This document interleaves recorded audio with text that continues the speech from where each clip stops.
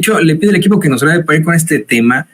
Hoy presentábamos en Sin Censura estas dos encuestas, una que da a conocer el barómetro de Bloomberg, esta agencia de noticias acá en Estados Unidos que se une en México con el Financiero y que sepulta verdaderamente a Xóchitl Gálvez. Pone a la doctora Claudia Sheinbaum 30 puntos por encima de Xóchitl Gálvez, acerca a Jorge Álvarez Maínez cada vez más a Xóchitl Gálvez, a pesar de que, insisto, su coordinador de campaña, el baterista de Timbiriche, Max Cortázar, diga que todos están mintiendo, hasta Bloomberg, acá en Estados Unidos miente, y teníamos esta otra de demoscopía digital, en la que ahí efectivamente ya emparejan a Jorge Álvarez Maínez con Xóchitl Gálvez, mientras que, la doctora Claudia Sheinbaum sigue teniendo una ventaja avasalladora, terrible frente a Xóchitl Gálvez. Me ponía a pensar, queridos compañeros, que esto simple y sencillamente demuestra que esa campaña a la que le metieron tanto dinero, que intentaron posicionar durante mucho tiempo, con la que incluyeron incluso a entidades extranjeras, la campaña de narcopresidente no les funcionó. Y me gustaría analizar primero contigo, Rafa, ¿por qué, de acuerdo a estas encuestas, no pega la guerra sucia, no pegó lo de narcopresidente contra López Obrador? Mira, yo creo que en México ocurren varias cosas. Primero, yo sí creo que en México nos acostumbramos, los ciudadanos, a resistir la campaña sucia. Desde el 2005, 2006, cuando se dio la enorme campaña sobre el desafuero y cuando se dio la campaña de que López Obrador es un peligro para México, los mexicanos vimos cómo funcionó esa guerra sucia. Yo estoy convencido de que la campaña del peligro para México fue ya un operativo en regla de desinformación, que son de esos que son característicos de las guerras de cuarta generación. Son, lo que están haciendo es que están utilizando al poder, la maquinaria judicial y la maquinaria de los medios como una maquinaria ofensiva de guerra. Y ya los vimos. Y ya vimos el daño que hacen y vimos efectivamente que mienten. Y entonces eso, por supuesto, yo creo que nos puso a todos sobre aviso, alertas. Creo también que sí hay una revolución de las conciencias. Creo que estamos ante una crisis, hay una revolución de las conciencias importante en la cual se ha ido cabeza por cabeza, la gente va pensando, va reflexionando y se obliga a la gente, la gente se ha obligado a reflexionar sobre la realidad nacional, y eso, por supuesto, que es un antídoto contra el engaño. Pero han pasado otras cosas que son muy importantes. Hay un cambio de plataformas que es importante. Si a mediados del siglo XIX la gente se informaba a través de la pequeña prensa, ya para finales del XIX se informaban a través de grandes rotativos. En México eran El Imparcial, estos grandes periódicos. Y a principios del siglo XX todavía pesaban esos grandes rotativos, el Excelsior, el Universal, etcétera. Pero ya, en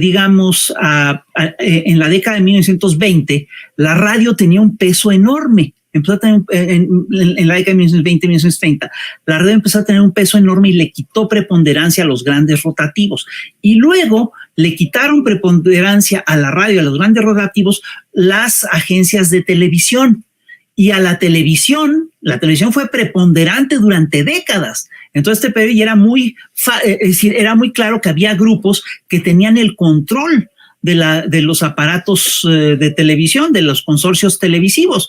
Y lo que ocurrió en las últimas décadas es que ha habido un cambio de plataformas, la emergencia de las redes sociales, la aparición de Twitter, la aparición de TikTok, la aparición de YouTube, la aparición de los youtubers, cambió totalmente la forma en la que se entera la gente en México, y esto obviamente le ha quitado el control a estos sectores, a estos aparatos que tienen que pueden establecer operativos de largo aliento. Ojo, están tratando de tomar control de Twitter a través de los ejércitos de bots y a través de diversas estrategias, a través del algoritmo, lo que tú quieras. Pero aún así estamos ante un proceso de democratización de medios y esto les complica todo. Y la otra cosa que realmente, es decir, yo creo que el factor principal del por qué no pegan estas cosas es la estrategia que ha seguido López Obrador a lo largo de su sexenio, que es una estrategia en realidad muy simple. Está centrada en 2 puntos. Primero, hacer una conferencia mañanera en la que el primer mandatario, en la que el mandatario de la República informa directamente a todo el mundo, y además tiene una conferencia de prensa abierta en la que cualquiera le puede preguntar lo que sea. Y hemos visto a Denise Dresser, a Jorge Ramos, ir a preguntarle y a echarle pleito y todo eso. Los hemos visto. Esto está muy claro. Y con esta conferencia mañanera, lo que hizo López Obrador es simplemente quitarle la agenda de las manos a los grandes consorcios mediáticos. Y esto los puso, de veras, los puso en la lona, los tumbó. Y la otra cosa que hizo López Obrador es simplemente quitarles el presupuesto, porque todos estos grandes consorcios mediáticos vivían del erario público. Entonces les quita la agenda, les quita el presupuesto, y la otra cosa que hizo es simplemente empezarlos a exhibir como un aparato de mentiras. Entonces, fíjate qué complicado para estos. ¿Por qué no pegan luego estas campañas que antes pegaban de manera contundente, eran eficacísimas y nos hacían creer cosas que eran terribles, nos hacían creer que no nos convenía que nos subieran el salario, por ejemplo, nos hacían creer que los salarios eran inflacionarios de manera natural, que lo mejor que le podía pasar a la sociedad era que un grupo minoritario se enriqueciera de manera extraordinaria y que no se repartiera el dinero. Es decir, estas cosas nos hizo creer ese aparato de medios. Bueno, ¿qué es lo que ha puesto en jaque ese aparato de medios? Lo sintetizo, es decir, son si hay una revolución de las conciencias, que hay un sector que está inoculado de las campañas de desinformación.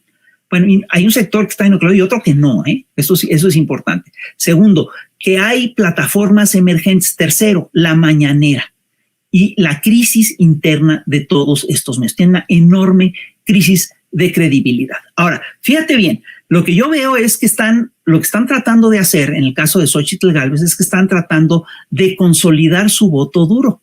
Ya no aspiran a conquistar nuevos votantes. Ellos ya saben que la gente que no cree en ellos ya no va a creer en ellos. Están aferrando a su 20 y tantos por ciento, a su 29%, a su 25%, a su 22%. Se están aferrando a eso y lo están haciendo con narrativas de odio. Y fíjate bien, todas las cosas que han sacado son muy impresionantes. La campaña de mentiras contra Clara Brugada, la campaña de mentiras contra Claudia Sheinbaum, la campaña de mentiras contra Andrés Manuel López Obrador es inclemente. Y ante todo esto, ¿qué es lo que hace? ¿Qué es lo que se da del otro lado? Se dan denuncias puntuales. Por ejemplo, la denuncia contra Mario Amparo Casar es muy puntual. Está muy documentado que eso es un fraude. Pero obviamente utilizan este aparato para decir, no, esto es el poder fáctico del gobierno que está que se ha encarnizado contra una mujer sola. No es así. Ella no es una mujer. Y hay una cosa que no hay que olvidar nunca del caso de Mario Amparo Casar. Mario Amparo Casar es directiva de Mexicanos contra la Corrupción y la Impunidad. Y ese grupo ha recibido $6 millones por parte de la USAID y de la National Endowment for Democracy para pagar reportajes que solo esparcen mentiras. Reportajes como el de la Casa Gris, reportajes que difunden falsedades y patrañas por todas partes. Entonces, estamos hablando, ¿sí?, de una persona que es estratégica y que es clave, ¿sí?, en esta campaña de desinformación. Y fíjate qué chistoso, qué curioso. Ella sí puede decir todas las mentiras, pero que le digan una verdad, eso sí es un acto de poder, un abuso inaceptable. Perdón, acto de poder el que hacen todos ellos. Acto de poder el que hacen Televisa, TV Azteca, Universal, el Reforma, Nexos. Todo ese sector es efectivamente la avanzada de una, digamos, es la avanzada del neoliberalismo en nuestro país. No nos engañemos. Son un grupo de poder muy cínico. Es increíble que piensen, que den por sentado que Fox merece una pensión, que Calderón merece una pensión, que José Ángel Gurría se merece una pensión millonaria, que María Amparo Casar se merece una pensión millonaria. Pero que los pobres, eso sí, no se merecen nada. Perdón, son clasistas, son racistas y van de salida. Pues esperemos que sí. Yo la verdad es que si por mí, y quiero incluir a todos sin censura afuera, les quitaríamos toda la publicidad oficial a los medios, porque es una circunstancia completamente inmoral y antiética, por mucho que el gobierno quiera difundir su mensaje y etcétera. Bueno, pues ahí tienen las redes sociales, pero